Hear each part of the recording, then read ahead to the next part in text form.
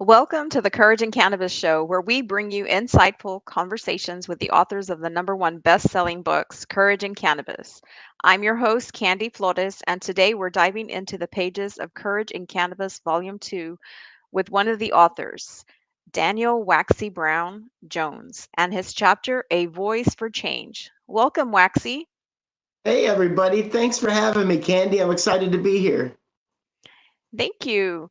But before we embark on his literary journey, a quick shout out to our sponsors of the book series who help make this podcast possible. Compass Naturals, Endovibe Cannabis Centers, Spender, The Cannamom Show, Beloved 614 Network, Cannabis VPO, Columbus Botanical Depot, Daga Digital Marketing, Hempbox, etc., Ohio Medical Marijuana Physicians Association. Remember, the Courage in Cannabis book series is a project of the Growth, Harmony, and Happiness Community Foundation. You can learn more about each of these on our website, courageandcannabis.com. Now, let's get started. Your chapter, A Voice for Change, delves into what inspired you to write about this topic, Waxy. You know, Candy, when it comes down for me, when it came down to choosing like a chapter title, I really thought about my beginnings in this industry, and I'm not a millionaire. I didn't come into this thing able to buy a dispensary or cultivation, things like that. I only had one thing, and that was my voice. So we put that to work as best we could with through advocacy and activism, and that's what I still to this day think is my best tool in my toolbox is being able to communicate to folks out there about this industry, this culture, the past, future, present, all of it. So I think that's where it comes from is choosing to be able to speak to people, and we do that. My team does that very well through various different methods, from our shows that we have on the internet, as well as going to the Capitol, speaking to politicians about what we need in our state and in our country when it comes to cannabis and psilocybin and things like that. So for me, at the end of the day, voice for change is all of us can activate. All of us can be advocates, and if you don't have a dime in your pocket, you can still speak out for people and for the folks around you, and show that love the best way that you can through your voice box. That's right. We have a comment. Let's see. What were some of the most surprising discoveries or insights you encountered during the writing process? During the what process? Oh, the writing process. Wow. So in my time in the Navy, I was a journalist, right? So the writing process itself is an experience, especially when you're talking about yourself, which I'm a lot better at talking about other folks. So it was interesting, but I would have to say that it was actually kind of uh, otherworldly. It was almost awesome in a way that floored me when I was able to do that. Because as you know, Candy, the Courage and Cannabis family of authors are some of the most top shelf advocates on this planet. So just the fact that I was able to even be able to type those words and send them to you and get it in the book, that alone was it was an awesome experience, and I desire to inspire, and it was such a wonderful way to be able to accomplish that goal. It's truly intriguing to hear about your process. How do you see courage in cannabis contributing to the broader conversations surrounding cannabis culture and its legalization? Oh gosh, it just always does start with the stories, doesn't it? I mean, that's what we pass down to our children. That's what's generational. That's what. So I think that what we did was we took our stories, our personal paths, and we put them out there in the open for folks to experience and understand that because listen, I'm not the first cat to get thrown in jail for cannabis, and I'm certainly not the first cat to fight for it in politics, and I'm definitely not the first guy to get on the air and talk about all these things. So what makes us unique and what makes us special is our own personal stories. So the stories that are inside that book, it's almost like they're there forever and ever. And cannabis is normalizing, which when they legalize cannabis, they legalize us as well. And so it's a point here where we took a great big bit of normalization and placed it into the bookstores and online and all this. So I think that it was a fabulous, fabulous experience to be able to be a part of all that. Great, great. So let's tell the audience, what things are you working on outside of the book? Oh gosh, so I've got a great team. The Waxy Brown team is always working on some new stuff. We've got a brand new show that's dropping in April on April 20th. It's Waxy Brown's Review, Revue, and I think Dr. Bridget was saying we'd throw the website up there so people can take a look at it. I'd like to give a great big shout out to all my friends and sponsors who allow us to do that, and the cannabis companies and the head shops that put us on and all that. I The new show that's coming out is going to be something completely wild that's never been done before, and I can't spill a lot of the tea, but when it comes out, it's going to be really really exciting. And Candy, I'd love to have you on our new show. It's going to be an amazing conversation. Great. And then we've got a couple other things in the works. We have our reverse edible that we formulated. My team did, called Reveille. It's a drink that you can, if you and you get a little bit too much cannabis in you, which happens to some folks sometimes. Maybe that edible was a bit strong. We call this the reverse edible. It's Reveille. It's a product done exclusively by my team that we're real proud of. Reveille, I'm a veteran, so Reveille is kind of that veteran that, it's when you wake up in the morning, that do do do do do do do, that's the song Reveille. So we use it as a wake and take, or as a reverse edible to kind of bring it down. So we got those projects and lots more dropping. So we're really really excited about it. Nice, nice. Let's see. Let me go to our audience. Want to see, would the audience have any questions for you out there? So if I could take a moment, Candy, I sure would Yeah. like to talk about veterans for a quick moment. Yes, absolutely. Okay, Thank you for so your services. oh, you bet you deserve it. I want to. I always take every opportunity that I can, if and especially on a show with that's as top notch as this, to talk about veterans and the fact that, according to statistics, 22 veterans are killing themselves every day. There's 22 suicides a day that are veterans who decide to take themselves out of this life. And I truly think that number is wrong. I believe that it's almost double that once you add alcohol, opioids, which the VA has openly given out for a long, long time. We all know that veterans, every service, like I was in the Navy, I was basically trained to drink. They stopped at every port. There's an alcohol, it's just what it was. Sailors are known for it. All the military services are. So I believe that with that kind of depression, anxiety, PTSD, opioids for pain relief, things like that, I believe that number of veterans that we're losing every day is a lot bigger than that. So I Mhm. urge everyone in every state, in every community, to have the conversation with the people around you about the Veterans Administration. The Veterans Administration needs to do two things very soon. And that's one, issue out medical cards in states where they're allowed to, and especially if there's a federal program to allow that to be in all 50 states.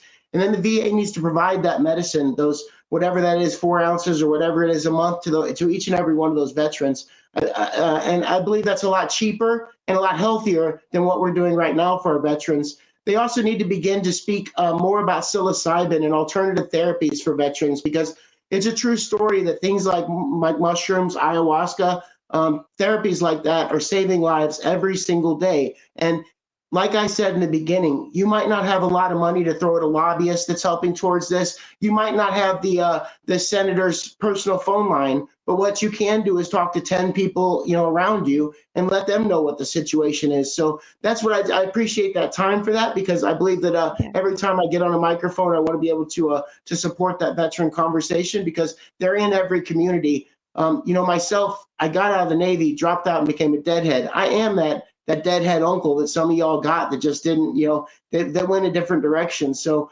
there's lots of those folks out there, and they have dark and serious times that they live through, and we have therapies out there that can help them gain the courage that they need to be able to strive forward. Yes, absolutely. Thank you for sharing that, Waxy, and definitely want to give a shout out to the veterans. And so let's share a little bit more about your chapter. Okay, so it basically tells my story, which is kind of a wild story. You know, when you're living your life and making decisions every day, you don't think about the chapters that you're actually building. And I like to think of my life in chapters. You know, I had the chapter where I shot a bunch of windows out of a cop car's windows at my hometown when I was 17. Caught a bunch of felonies, and the judge decided that the best thing for me to do was to head towards the Navy, and that's a true story. So that's the other chapter. The next chapter, of course, is 8 years I did in the Navy as a photojournalist. First 5 years as a photographer, and the last three as a photojournalist. Trained in Fort Meade, Maryland, which is a great time. I went to school twice while I was in the service. Once for photography, and the other for advanced photojournalism. When I got out of the service, I fell in love with the Grateful Dead and the festival scene, and I kind of dropped out. Started to sell cannabis on the traditional market, like a lot of folks do.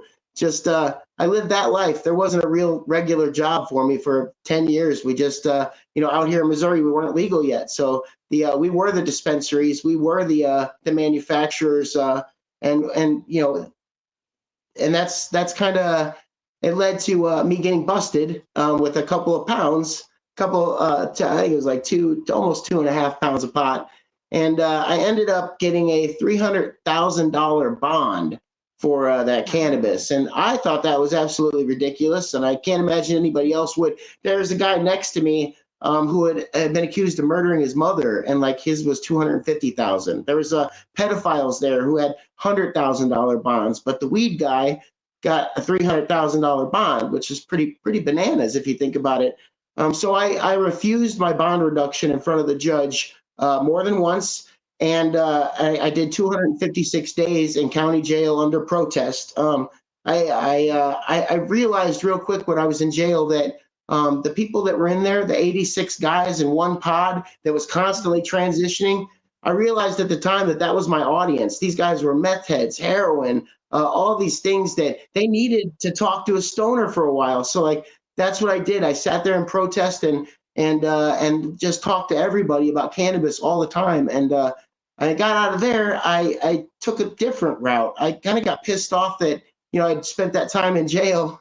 That's Hmm. Morty. Spent that time in jail, and so I decided after my probation was done, I did a 5-year probation, that I would run for city council in Rolla, Missouri, where I was busted, where I did my jail time, and I won the city council seat by 72% against an 18-year incumbent, and all I did was knock on every door and talk about cannabis and tell my story.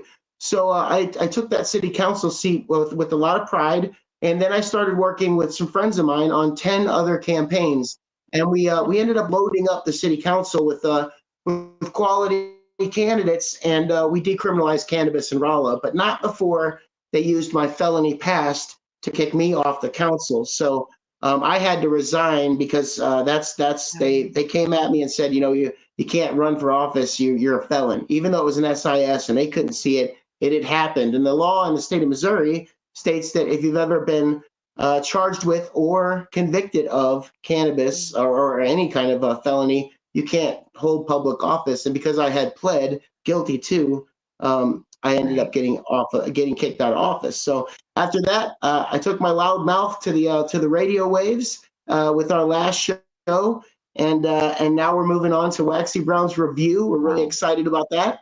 It's been Great. Great. a heck of a road, and I can honestly say that I wouldn't change a single bit of it. And I've been maced, tased, beat up.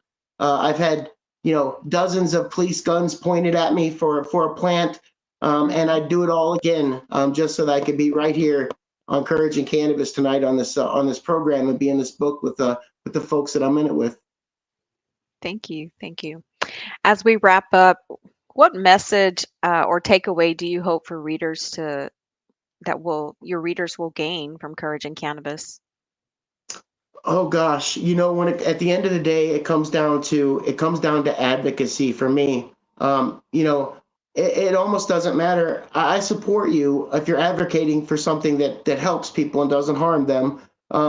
I support you, whether that's advocacy of psilocybin or cannabis or whatever that is that you're standing behind. I want you to know that I support that, and I want people to know that the only difference between an advocate and an activist is activating. Advocating is great. It's cool, man. We can stand behind Facebook all day long. But if you get out there and you press palms with the politicians, or you support the folks down the road by giving them RSO or FICO or things like that, however it is that you're helping, that's activating. That's turning on that activist switch. And that's what I really, really support. So that's what I want to tell folks is like, it's very easy to be kind to people and still fight and still be ready to defend at the end of the day the things that we fought for all these years. We've gone through a lot of prohibition. It's falling apart around us. Prohibition is failing at a fast rate, and we are here to help collect up those people that need to know that the canna closet is wide open. Come on out. We're all smoking. We're all doing it. We're all having a great time with God's plant. Come on out and join us. The water is fine. That's how I feel about it. Thank you. Well, That's thank you so much, Waxy, for sharing your thoughts and experiences with us today. Before we go, where can our listeners find more about you and connect with you online? And I appreciate that question. So you can find Waxy Brown just about everywhere. Make sure you guys go to waxybrownsreview.com. That's REVUE.com. And follow me on socials, Daniel Jones, Waxy Brown, Waxy Brown's Review. We got Waxy Brown Wax Off, my dab rig cleaner. Make sure you guys are following that. We've got all kinds of cool stuff. So just jump on those socials. Look me up on Insta, Waxy Brown everywhere. And you'll always find me in the Courage and Cannabis family too over here. So keep following. We really appreciate it. Yes, you're a true gift, Waxy. Thank you so much. It's been Thank you so wonderful. much for this opportunity. I'd like to give a Yeah. great big shout out to Dr. Bridget Cole Williams for putting all this together for all of us and helping form the glue that keeps the Courage and Cannabis family rocking and rolling. Yes, that's right. Let's see.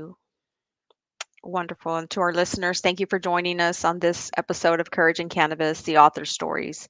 Don't forget to subscribe, rate, and review our podcast, and stay tuned for more captivating conversations with authors sharing their courage in cannabis. To learn more about Courage and Cannabis, go to courageandcannabis.com and you can purchase the books on Amazon. Until next time, happy reading. Y'all stay waxy.